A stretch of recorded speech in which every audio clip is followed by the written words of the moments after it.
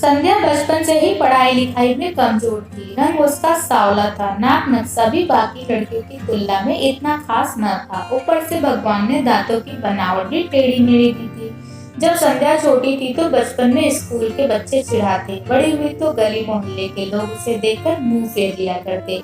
कोई भी उसका दोस्त बनने के लिए तैयार न था। उसके रिश्तेदार भी कुछ खास उसे भाव दिया न करते। बस एक उसकी माँ ही थी जिसे उसकी सूरत या लुक से कोई फर्क नहीं पड़ता। माँ संध्या से और संध्या माँ से बेहद प्यार करते। दुनिया भर की आलोचनाओं को सहने की शक्ति थी माँ संध्या के लिए। जब कोई उसे डफर बोल देता या जब कोई उसे बदसूरत बोल देता।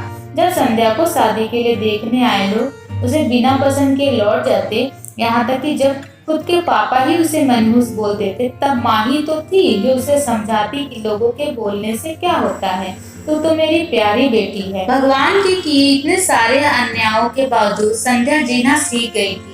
वो खुश रहना सीख गई थी। जो भी गिने चुने लोग उससे बातें करते, उन्हें चुटकुले सुनाकर हंसाया करती और खुद भी ठहाके लगाकर हंसा करती। इसके अलावा एक और बहुत बड़ी खूबी थी संध्या की, उसे खाना बनाने में बहुत मजा आता था। और न सिर्फ खाना बनाने में मजा आता था, उसका बनाया खाना खाकर लोगों को जब स्वाद आता था वो उनको तृप्त कर जाता था। और यह उसमें अपने आप में तो नहीं आया था। दुनिया के ठुकराए जाने के बाद उसने अपना सारा समय खाने की रेसिपी की किताबें, रेडियो शो और टीवी चैनल्स को समर्पित कर दिए थे। संध्या की तारीफ तो कोई भी नहीं करता, लेकिन उसके हाथों के बने खाने की तारीफ हर व्यक्ति करता जो उसे चखता। इस एक गुण की वजह से संध्या अपने आजू बाजू की औरतों में फेमस हो गई थी, क्योंकि जिसे भी खाना पकाना सीखना हो या कुछ नया पकवान बनाना सीखना हो तो वो संध्या के पास आती और संध्या भी खुशी खुशी उन्हें सब सिखाती। उसके पास आने वाली औरतें अच्छा खाना बनाना सीख जाती, लेकिन लाख कोशिश करने के बाद भी संध्या के हाथों का वह जादू जो सबको तृप्त कर जाता वो कोई ना सीख पाता। संध्या की जिंदगी इन्हीं उतार चढ़ाव के साथ कट रही थी। एक बार फिर से माँ बाप ने जी तोड़ कोशिश कर एक फैमिली को संध्या को देखने के लिए मना लिया था और अगले दिन लड़का संध्या को देखने आने वाला था। संध्या को इस बात की खबर होने पर वह दुखी और गुस्सा हो गई थी कि बिना उससे पूछे पता नहीं क्यों माँ बाप लड़कों को बुला लेते थे और उसका मजाक बना देते थे। माँ ने संध्या को समझाया था कि ऐसा ही होता है, कोई भी बेटी अपने माँ बाप के यहाँ हमेशा नहीं रहती, उसे एक दिन शादी करके जाना ही पड़ता है। अगले दिन संध्या सुबह सुबह ही लड़के वालों के आने से पहले ही सज संवर कर कहीं निकल गई थी। उस दिन लड़के वाले घर आकर माँ बाप को बहुत खरी खोटी सुनाकर गए थे। वैसे भी पापा को संध्या पर हमेशा ही गुस्सा रहता था, लेकिन उसकी इस हरकत ने उसको गुस्से से पागल कर दिया। उस दिन पापा ने संध्या का सारा गुस्सा माँ पर उतार दिया था। वह कहकर कि एक मनहूस बेटी को जन्म देकर भी तुम्हारा मन नहीं भरा था, इसलिए उसको लाड़ प्यार देकर सर पर बिठा लिया है। हमेशा अपनी बेटी के बारे में गलत बोलने वाले से नाराज रहने वाली माँ आज खुद संध्या से नाराज हो गई थी और वह अब संध्या के घर वापस आने की बेसब्री से राह देख रही थी ताकि अपना गुस्सा उस पर उतार सके। सूरज ढलने से पहले संध्या घर लौट आई थी। उसके चेहरे पर एक अजीब सी खुशी थी। हाथों में एक चेक था, एक सर्टिफिकेट भी। संध्या माँ से कुछ कहना चाहती थी, लेकिन इससे पहले कि संध्या अपने मुंह से एक भी शब्द कह पाती, माँ ने उसे खरी खोटी सुनाना शुरू कर दिया। गुस्से में माँ बोलते बोलते इतना कुछ बोल गई कि संध्या ने कभी सपने भी नहीं सोचा था। माँ ने कहा कि बाकी सभी लोग सही थे, तुम सच में मनहूस हो, तुम्हारी वजह से हर कोई परेशान है। अच्छा होता तो तुम पैदा होते ही मर जाती, यह दिन ना देखना पड़ता हमें। गुस्से में बड़बड़ाती और सब्जियां काट रही माँ ने एक बार फिर संध्या की तरफ नहीं देखा था।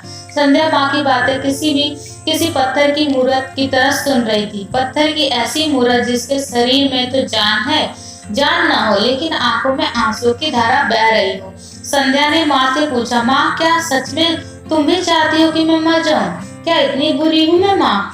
अभी भी गुस्सा सर पर सवार होने की वजह से माँ ने कह दिया हाँ। बिना एक पल भी सोचे संध्या ने सीधा अपने कमरे में जाकर कमरा अंदर से बंद कर लिया था। 1-2 मिनट बाद गुस्सा थोड़ा शांत होने पर माँ को अपनी गलती का एहसास हुआ तो संध्या के रूम की तरफ गई। उन्हें पता चला कि संध्या ने रूम को अंदर से बंद कर लिया। गुस्से में कुछ ना कर ले इसलिए माँ माँ ने तुरंत पापा को इस बात की खबर दी। दोनों ने काफी दरवाजा खोलने की कोशिश की, लेकिन जब नाकामयाब रहे तो दरवाजा तोड़ दिया। अपने स्कार्फ से फांसी का फंदा तैयार कर संध्या पंखे में लटक रही थी। ज्यादा वक्त नहीं हुआ था, वह सब बेहोश हुई थी। माँ पापा ने तुरंत उसे पंखे से अलग किया और बेड पर लेटाया। पापा ने तुरंत डॉक्टर को फोन किया। तब माँ का ध्यान बेहोश पड़ी संध्या के हाथ में पकड़ी एक चिट्ठी के पास ही में पड़े 5 लाख के चेक और 5 स्टार होटल में शेफ की नौकरी के लिए कंफर्मेशन लेटर पर पड़ी, जो संध्या अपने साथ लाई थी। माँ और पापा ने वह चिट्ठी खोलकर पढ़ी तो उसने अभी अभी लिखी थी। चिट्ठी कुछ इस प्रकार थी। मम्मी और पापा, मैं जानती हूँ मेरे जन्म से लेकर आज के दिन तक मैंने ऐसा कुछ भी नहीं किया जिस पर आप गर्व कर सके, लेकिन मैं आपको बताना चाहती थी कि आज मैं खाना पकाने के नेशनल लेवल कंपटीशन को जीत चुकी हूँ और यह 5 लाख का चेक मुझे प्रथम स्थान पर आने के लिए मिला था। जिसको मेरा खाना पसंद आया था कि उन्होंने मुझे एक बहुत बड़े होटल में बतौर मास्टर शेफ की नौकरी के लिए कंफर्मेशन लेटर ही दे दिया था। पूरी दुनिया मेरे खिलाफ है, मुझे इस बात का कभी भी फर्क नहीं पड़ा था और ना ही बाबूजी की कड़वी बातें मैंने अपने दिल पर ली थी, क्योंकि मैं जानती थी बाहर से सख्त दिखते मेरे बाबूजी, अंदर से तो मुझे बहुत प्यार ही करते थे। प्यार ना करते होते तो बिना मांगे मुझे कपड़े, मिठाइयाँ, पटाखे ये सब ना ला कर देते। माँ के प्यार को कोई क्या बयां कर सकता है। मेरी माँ मेरे लिए मेरी सारी दुनिया थी। जब माँ मेरे साथ होती तो मुझे किसी बात की परवाह ना होती थी। मेरी माँ मेरी थी, इसलिए मुझे किसी और की जरूरत न थी। मेरी माँ मेरे साथ नहीं है तो मेरी दुनिया मेरे साथ नहीं है, इसलिए मैं आज दुनिया को ही अलविदा कह रही हूँ। मैं जानती हूँ आपने कभी न कभी भगवान से यह दुआ जरूर मांगी होगी कि अगले जन्म में मेरी जैसी औलाद ना मिले, लेकिन मैं हमेशा यह प्रार्थना करती थी कि अगले जन्म में तो क्या, मेरे हर जन्म में मुझे आप जैसे ही माता पिता मिले। और आज भी ये प्रार्थना करके उसी भगवान के पास जा रही हूँ। चिट्ठी पढ़ते पढ़ते माँ और पापा सर से पांव तक पछतावे में डूब गए थे और बेहोश पड़ी संध्या के सर पर हाथ फेरते हुए फूट फूट कर रो रहे थे। Thank you so much for watching. Do like, share and subscribe my channel. Bye bye.